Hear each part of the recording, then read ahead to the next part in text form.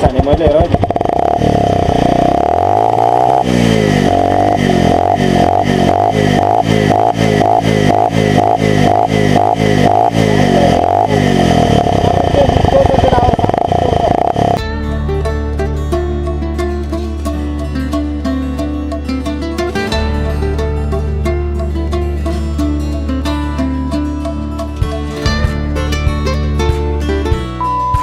so केटा हो तिमीहरूले चाहिँ हेर्न सक्छौ म चाहिँ अब बाइकलाई चाहिँ यो होइन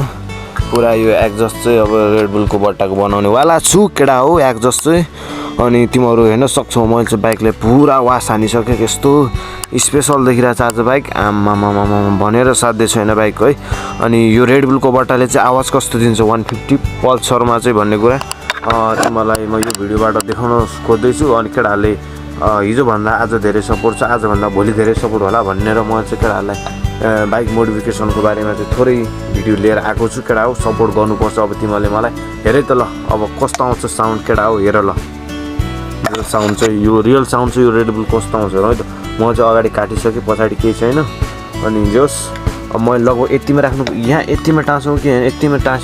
एक्सपेरिमेन्ट हान्छु कि म यो साउन्ड यतिमा टाँस्दा राम्रो आउँछ कि यता खोलेर यति राख्दा आवाज राम्रो आउँछ त्यति कुरा चाहिँ म केटाहरूलाई देखाउँछु ल केटा मेरो भिडियो हेर है त तिमीहरू अब कस्तो हुन्छ ल केटा हो 150मा मैले चाहिँ यसरी हानेको होइन रेडबुलको बट्टा हानेको साउन्ड चाहिँ मिठो एन्ड बबाल आउँदो रहेछ ड्युकको आवाज जस्तो आउँदो रहेछ सेम ड्युककै होइन केटा हो केही फरक छैन सेम ड्युकको आवाज ड्युकको भन्दा नि डेन्जर आउँदो रहेछ होइन एक्जस्ट यतिमा चाहिँ एक्जस्ट हाल्न पायो भने खतरा हुन्छ कि एक्जस्टै किन्नु पर्दैन जस्तो चाहिँ केटा हेर है त ल म तिमीहरूलाई देखाउँछु फुल बटारेर मैले चाहिँ अहिले जुगाड पारेर यो लट्ठीले मात्रै के कस्तो टेस्ट आउँछ भनेर होइन ट्राई मात्र गरेको अब यसलाई चाहिँ म के जुगाड गरेर टाँस्छु टेप सेपले टाँसेर भयो नि अब फेभिकल टाँसेर भयो नि म डेन्जर बनाउँछु केटा हो होइन जोस् ल साउन्ड सुनिदिउँ है त एकचोटि मिठो साउन्ड कस्तो आउँछ